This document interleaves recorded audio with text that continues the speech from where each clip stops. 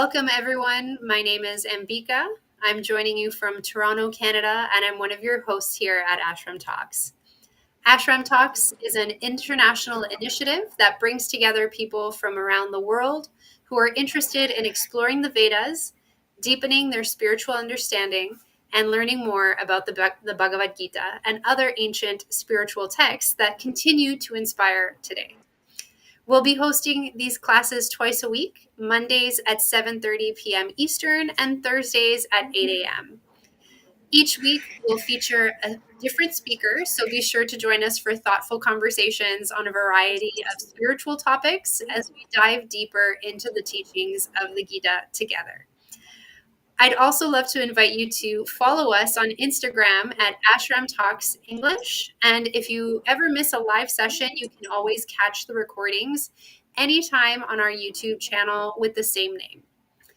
Today, we're joined by BV Raddhanti Swami, joining from India tonight to provide an introduction to the Bhagavad Gita and what we'll be covering throughout these classes.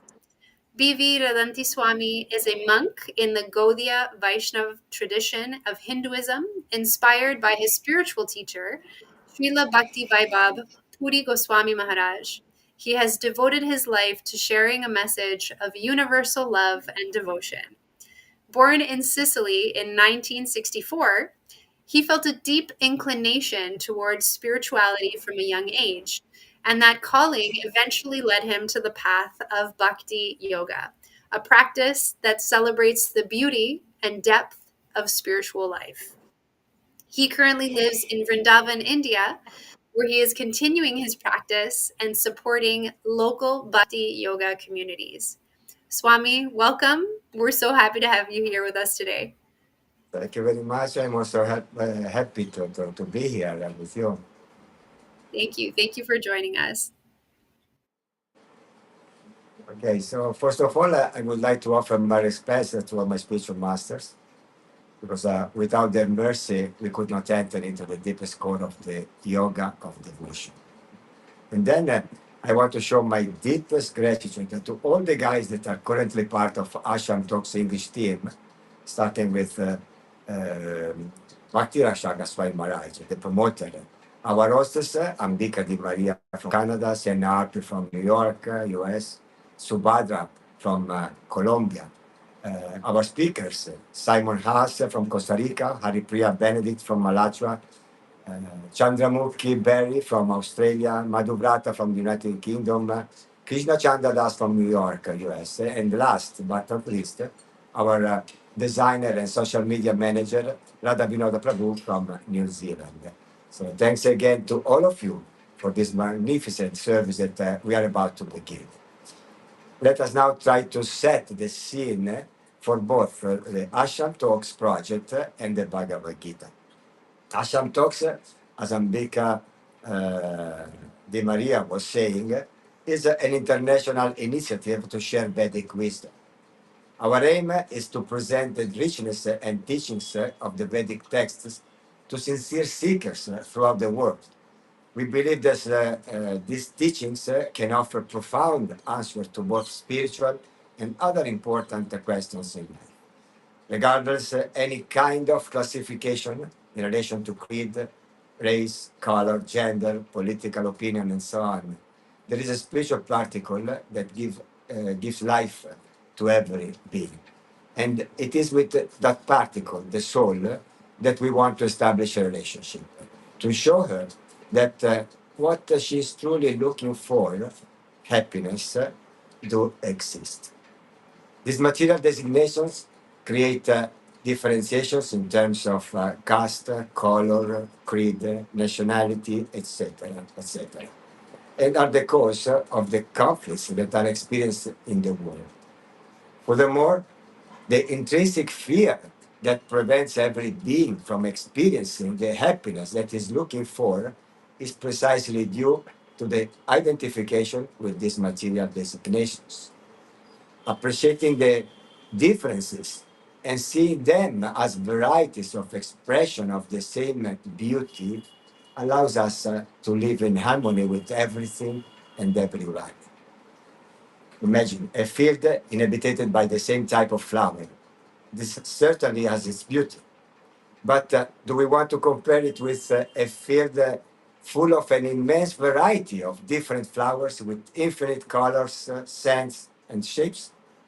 So, Vedic wisdoms tells us that once we realize our true nature as spiritual beings, we move beyond this plane of exploitation that is the material world to reach the plane of pure devotion, the plane where every being contributes to the happiness of the center, God, and consequently lives the happiness that is his due by constitutional nature.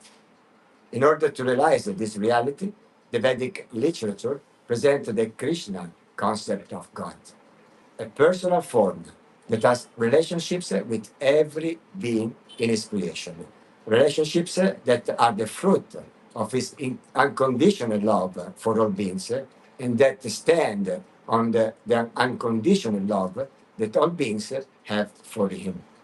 Ashram Talks is an effort to awaken that love. So today we begin the study of the Bhagavad Gita, a classic of Vedic literature described as the essence of Vedic literature and compared to a cow milked by the Supreme Lord himself, and whose nectarian milk is drunk by wise people. As we will see, we are moving in a field where every being is an individual with his own personality, his own life made up of various activities, his own peculiar qualities, and his own form. God has his divine form, and through Arjuna invites us to reflect deeply on the circumstances we live so that through our own experience we can realize our own form, also of divine origin, beyond the one we wear externally, the material body. So, the first general truth that is said between the lines of this dialogue, a truth that as educator I found very important, is that man must be thoughtful. Human life is meant for more than just eating, sleeping, mating, and defending animalistic propensities that we find in all species. We, as human beings, are distinguished from other species by our intellect, our ability to reason. So, the Sanskrit word, the language of the Vedas, which expresses the concept of man, is manusha, from the root mana, meaning mind, or in fact, to think. So we can easily guess that the English word man comes from it, from manusha. The implication of this word, manusha, is that man was not created to be superficial or to see things from a flat, one-dimensional point of view, but rather to think deeply about things and contemplate reality. On the other hand, the Sanskrit word for animal is pashu, which comes from the concept pashyati iti pashuhu. This is Sanskrit, okay? Which means the limited capacity to see only superficially, to see externally, and to be aware only of face value. And that is precisely how animals see the world. So, an animal is someone who limits himself to the superficiality of things, while a human being goes beyond the facade and sees in depth. This is the difference between animal and you. Okay? According to the Gita, a human being should realize that life is not meant for pity, impermanent enjoyment. The human form of life is meant to get to the root of what existence is. We should not be content with merely seeing an object on the physical platform, but should know the truth behind it. The purpose of human life, therefore, is not just for enjoyment, it is to know the truth. Srimad Bhagavatam, Bhagavata Purana, another reference text in the vast Vedic literature, reinforce this conclusion by saying this human birth is very rare because it is only attained after many lifetimes. Although temporary, it can give the highest benefit and being a springboard leading to spiritual perfection. After all, sense gratification is available in all species, whereas spiritual perfection is possible only for human beings. Therefore, an intelligent person should immediately, without wasting a single moment, begin to endeavor with one point and dedication to achieve the ultimate good fortune before death comes. Furthermore, the Srimad Bhagavatam continues saying that this human body is the basis of the attainment of all auspicious results.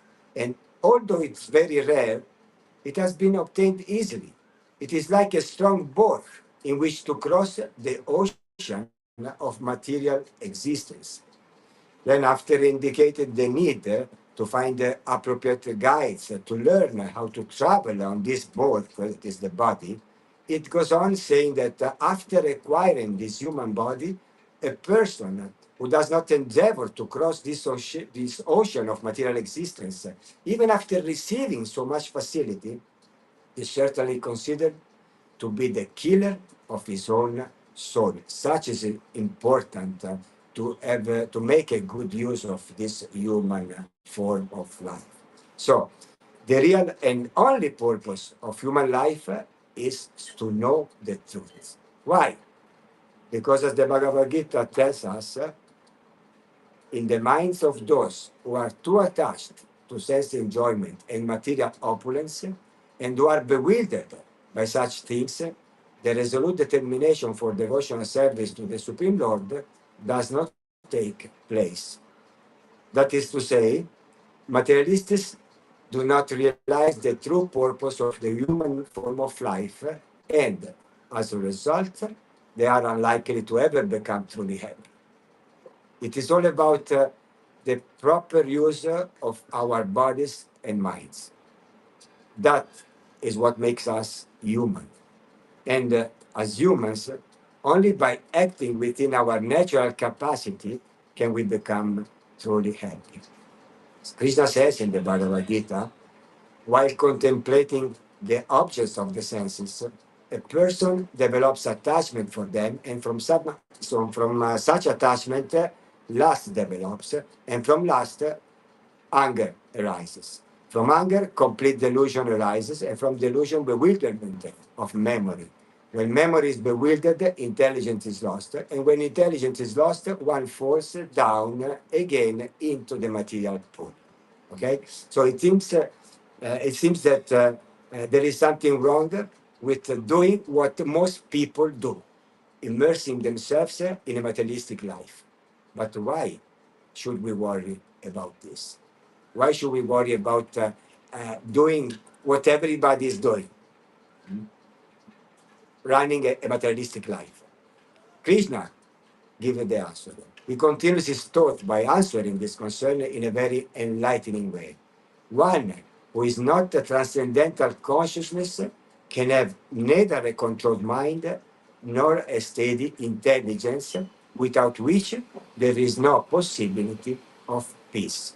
And how can there be happiness without peace? This is verse 66 on chapter 2 in Bhagavad Gita. Okay? So Krishna, in this verse, he uses the Sanskrit words bhavana, mind, and buddhi, intelligence, that are intimately related to manusha, the word mentioned earlier, which, as we said, derives from the root mana, meaning mind, to think. So mind, intelligence, to think. So the idea expressed here is extremely clear and simple. Man must be reflective. Man must be thoughtful, as we have already said. Okay? We are truly human only when we use our body in our mind to pursue the spiritual element, to see in a deeper way. This, again, is what distinguishes humanity from animals. Now, there is a spiritual process whose terminology is also etymologically related to the concept of manusya, which is recommended to realize these spiritual truths. The chanting of mantras. The word mantra actually means liberation of the mind. As we can see, everything is connected in this way. We are really human if we use our mind, mana, to pursue the spirit.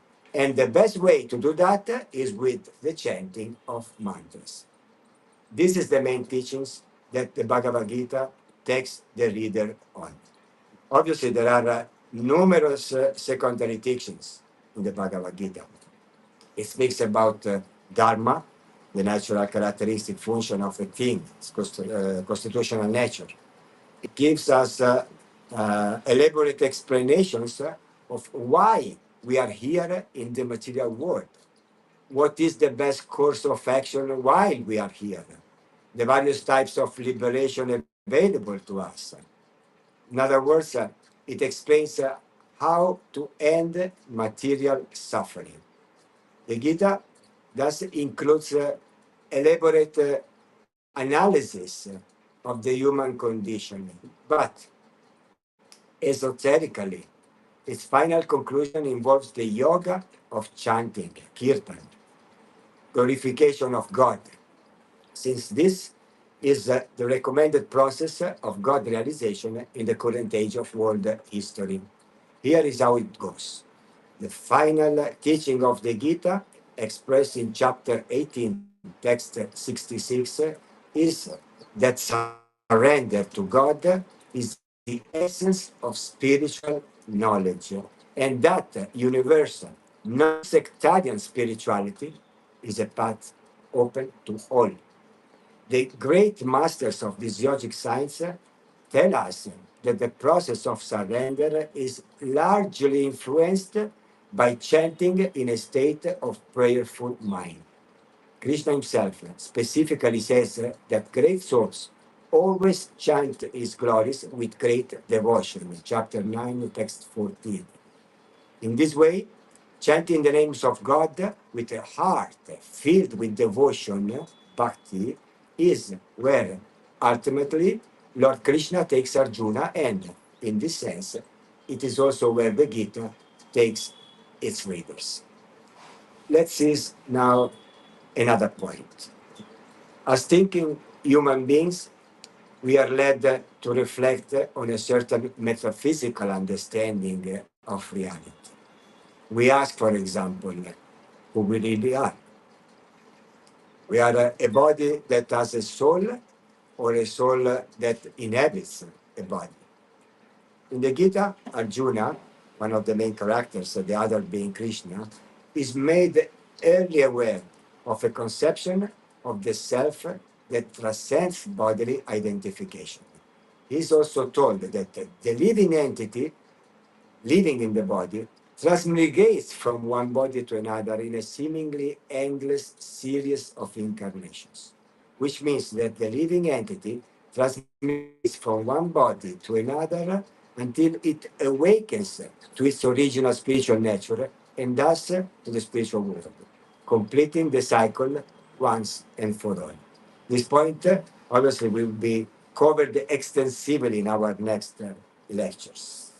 Another point, Bhagavad Gita is a treatise on the yoga of love and therefore of non-violence.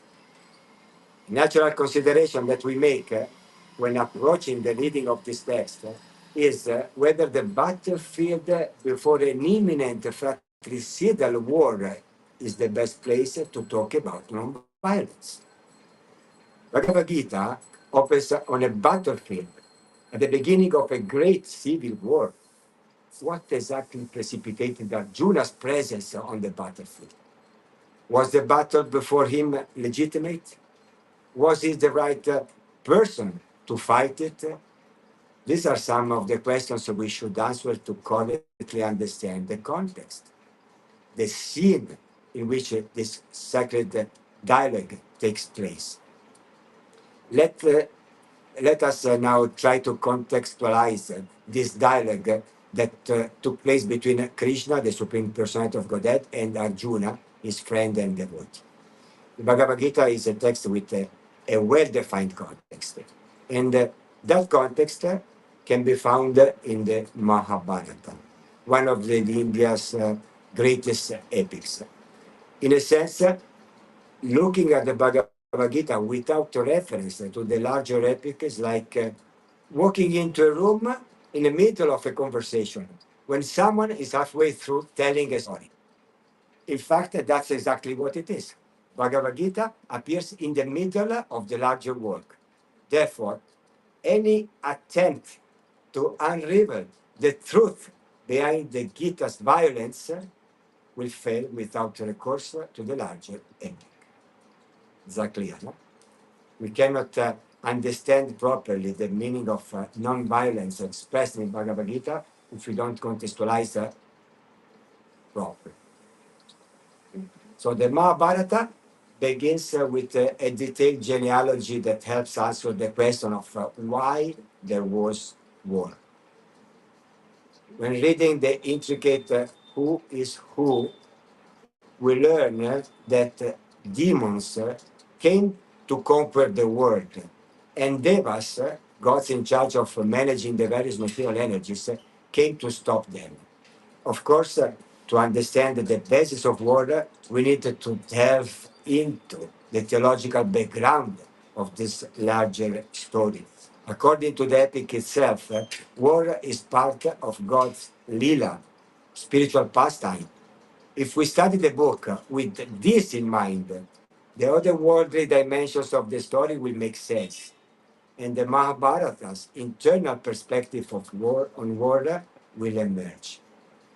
So the crucial point on which to base our analysis is and must always be that God, Krishna, directly or indirectly, is the perpetrator of every event, which is permitted for the absolute good of all his creation, not a leaf force that God does not will.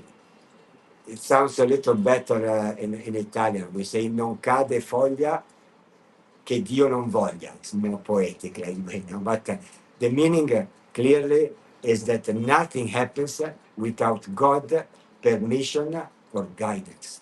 This we have to keep maintaining in our mind always. For now, let us simply say that Arjuna and his brothers, always guided and advised by Krishna, have made every possible attempt to avoid this war, even at the cost of their own safety and freedom. Years of abuses, harassments, deceptions, and attempted assassinations have been tolerated until reaching this point of no return. This is a war to end all wars. This point might be considered controversial if one does not know the bigger picture. The Gita apparently teaches ahimsa, which means harmlessness or non-aggression, in the midst of impending bloodshed, and speaks of God promoting the killing of his creatures. Let's see the truth behind it. We can question the use of violence justified by pretentious and invalid religious, political, social, or any material interest reasons. But does this mean that violence is never justified, or that violence is always violent? Gandhi, to quote this well-known advocate of the ideal of ahimsa, the very herald of nonviolence, he writes that sometimes it is wise to see nonviolence in activity that may outwardly appear otherwise.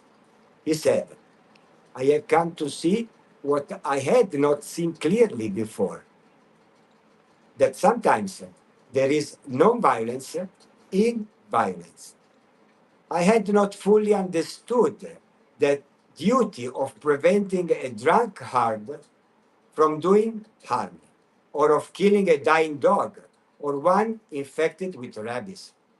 In all such cases, violence is, in fact, non-violence. This is a statement made by Gandhi.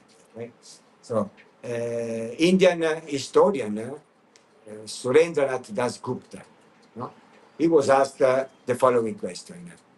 If a dangerous beast enters a stable, should it be killed or allowed to destroy the valuable livestock? Kill the beast, he concludes. Why? Because the primary objective is to maintain social order and the well-being of the people. So according to the Bhagavad Gita, this principle surpasses any abstraction such as unconditional nonviolence, which is often an extremist position, which can cause more harm than good. So sometimes we speak about, no, we have to be nonviolence at any cost. Unconditional nonviolence is an extremist position, and that can cause more harm than good. Pete. So Das Gupta also asks us to consider whether it is violent to engage in act of self-defense.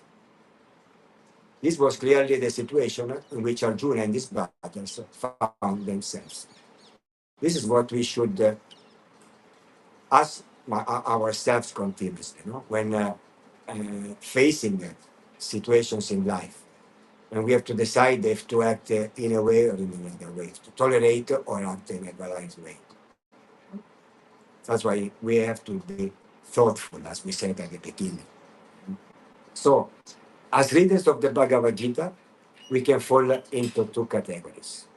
Those who accept the gross or external meanings of, and those who accept the subtle internal meanings. Remember what we said, men must be thoughtful. The readers who accept the external meanings come to the superficial conclusion that the Bhagavad Gita prescribes karma, action. Why? Because Arjuna concluded at the end of the Bhagavad Gita that it would be beneficial for him to engage in battle. The readers who accept the internal meaning are not satisfied with an external historical understanding and see that the essential teachings of the Bhagavad Gita is about supreme devotion, and that Arjuna's engagement in battle was only an example of his determination due to his nature, adhering to his level of qualification and not of supreme importance. Arjuna understood social duties according to his social religious status, without any desire to enjoy the results. And since he was a kshatriya, a warrior, fighting was the karma, the action for which he was specifically qualified. So, a man's qualification for performing a particular activity is derived from his nature. As he secures his livelihood by engaging in the activity for which he is qualified, he also gradually attains the appropriate knowledge. So, karma, action, is the means both for maintaining oneself and for acquiring knowledge of the truth. Since it is difficult for a person to attain knowledge of the truth unless he performs action, it is imperative in the initial stage that he perform prescribed duties according to his particular aptitude for work and social spiritual status. However, according to the Bhagavad Gita, even when a person adheres to his prescribed duty, he should still perform only selfless actions and offer the results to God. This, according to Bhagavad Gita, is the only way to perform action. Beyond this, nothing else is accepted. The kind of action, this kind of action, gradually purifies the heart so that one attains knowledge of the truth. Ultimately, it is only through devotion to God that one attains God. Of course, listen carefully. The intention of all these words of mine is to stimulate reflection, to go beyond appearances and arrive each one at his own conclusion according to his own conscience. Knowing well that, as Gandhi made us understand, and as our own experience teaches us, by reaching a deeper understanding of reality, our opinion can change. Another point to ponder is Krishna's imperative order to Arjuna to fight. Krishna says to Arjuna, go and fight. Does fighting possibly mean killing in battle? In Arjuna's case, we can say. But what would have happened if Arjuna had performed another task? If he had had another social role? Let's read what a Hindu scholar, Barbara Powell, she's the author of a book, a very nice book, Windows into the Infinite, a guide to the Hindu scriptures. She has to say something about this point specifically. Okay, so she said, initially, one might expect Krishna to applaud Arjuna's decision not to fight.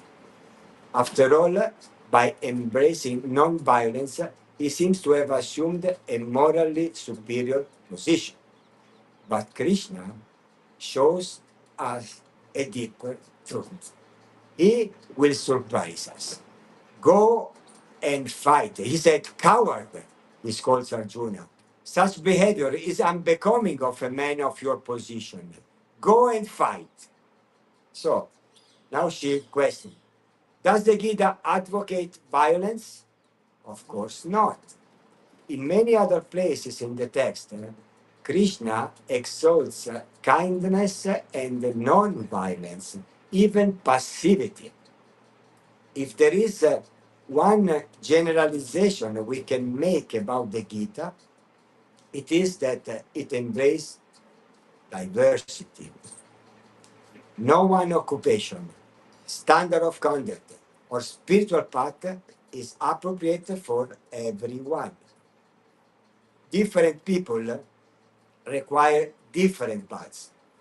Arjuna is a kshatriya, a professional soldier, and it is his moral and spiritual imperative to fulfill the duties, the dharma of that profession. If Arjuna had been a priest or a spice merchant or a housewife, Krishna would have given him very different advice because violence is never acceptable to such people. So Barbara Powell continues and said, but the question of war and peace is not the point here at all. The point is action and inaction. If Krishna were talking to an exhausted mother with 5 screaming children who all needed his attention immediately, and she might tell him, oh, Krishna, I can't face this. I can't be a mother today. Krishna's his reply would be, yes, you can. In fact, you must. It is your duty. Go and fight. So the Kurukshetra war, concludes Barbara Powell, simply provides a context in which to examine the subtle truths of life and death, liberation and bondage. The battlefield represents life in the world, with all its dangers, all its temptations, all its vicissitudes. Every day we have new battles to fight. The greatest of all being the battle against our lower nature, the struggle for spiritual emancipation. So the Battle of Kurukshetra really took place about 5,000 years ago. And the battle of spiritual emancipation that Barbara Powell mentions continues forever in the hearts of thoughtful people who sincerely seek the truth. As Srila Bhaktivedanta Swami writes in the introduction of his translation of the Bhagavad Gita, being an associate of Lord Krishna, Arjuna was above all ignorance, but Arjuna was put into ignorance on the battlefield of Kurukshetra just to question Lord Krishna about the problems of life, so that the Lord could explain them for the benefit of future generation of human beings and chart out the plan of life. Then men could act accordingly and perfect the mission of human life. But as we said at the beginning, is to find the truth. So let us treasure these teachings and thus make our lives perfect. I'm sure that the study we are about to begin of this wonderful dialogue, thanks to the commitment of the Ashram Talks team, will help each of us in this personal and individual struggle for spiritual emancipation. As the Bhagavad Gita concludes in its very last text, wherever there is Krishna, the master of all mystics, and wherever there is Arjuna, the supreme archer, there will also certainly be opulence, victory, extraordinary power, and morality. That is my opinion. So thank you very much. Hare Krishna.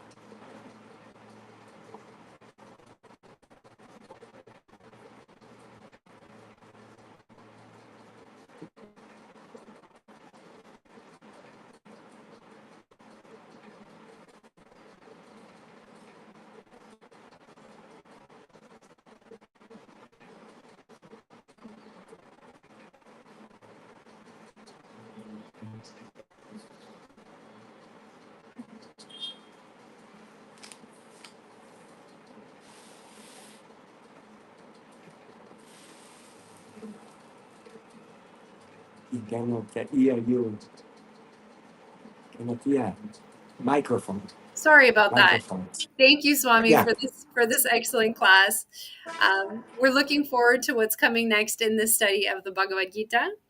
If you're watching this and found some inspiration from this session today, please like and subscribe to be notified about more classes like this one. You can also follow us on Instagram at Ashram Talks English. Thank you so much for joining us, and hope to see you this Thursday at 8 a.m. Eastern Time.